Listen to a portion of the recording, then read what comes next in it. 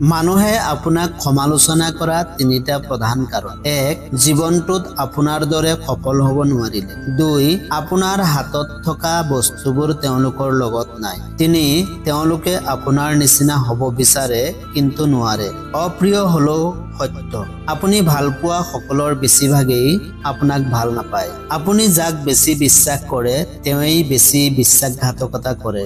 বৰ্তমান সমাজৰ মানুহ বিশ্বাস কৰিলে আঘাত দিয়ে, ক্ষমা কৰিলে দুৰ্বল বুলি ভাবে, আশ্ৰয় দিলে মূৰত উঠে, উপদেশ দিলে পাগল বুলি ভাবে, সন্মান কৰিলে চাকৰ বুলি ভাবে, উপকাৰ কৰিলে অহংকাৰ কৰে। তুমি কিমান সুন্দৰ সেইটো তোমাৰ ৰূপ দেখি নহয়, তোমাৰ মন দেখি বুজা যায়। তুমি কিমান শিক্ষিত সেইটো তোমাৰ ডিগ্ৰী দেখি নহয়, তোমাৰ ব্যৱহাৰ দেখি বুজা যায়। তুমি কিমান সুখী সেইটো তোমাৰ হাঁহি দেখি নহয়, তোমাৰ নীৰৱতা দেখি বুজা যায়। তুমি কিমান ভাল পোৱা সেইটো উপহাৰ দেখি নহয়, তোমাৰ তেওঁৰ প্ৰতি আচৰণ দেখি বুজা যায়।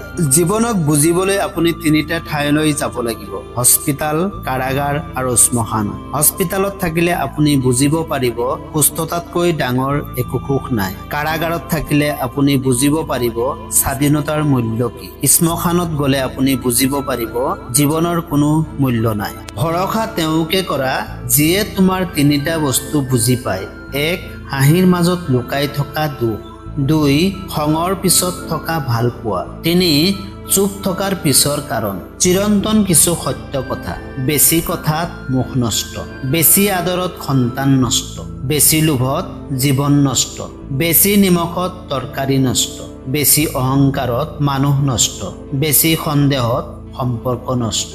আপোনাৰ মৃত্যুৰ পিছত কোনেও আপোনাৰ চেহেৰাক লৈ আলোচনা নকৰে। আলোচনা কৰিব আপোনাৰ উত্তম চৰিত্ৰক লৈ। গতিকে চেহেৰা নহয়, আপোনাৰ চৰিত্ৰ সুন্দৰ কৰক। কোনেও তোমাৰ চকু পানী লক্ষ্য নকৰে, আনকি তোমাৰ দুখ, কষ্ট, যন্ত্ৰণা কেতিয়াও কোনেও অনুভৱ নকৰে। কিন্তু তুমি এবাৰ এটা সামান্য ভুল কৰি চোৱা, তোমাৰ ফালে আঙুলি দেখুৱাই তোমাৰ ভুলটো দেখুওৱা মানুহৰ কেতিয়াও অভাৱ নহয়। পৰিস্থিতি যিকোনো সময়ত পৰিৱৰ্তন হ'ব পাৰে। জীৱনত কাকো কষ্ট নিদিবা। আজি হয়তো তুমি শক্তিশালী, কিন্তু সময় তোমাতকৈ বেছি শক্তিশালী। জীৱন পথত বহু মানুহৰ সৈতে পৰিচয় হয়। কোনোবাই ভাল পাবলৈ শিকায়, কোনোবাই জীয়াই থাকিবলৈ শিকায়, আৰু কোনোবাই বিশ্বাস কৰিলে কেনেদৰে ঠগিব লাগে সেইটো শিকাই দি যায়।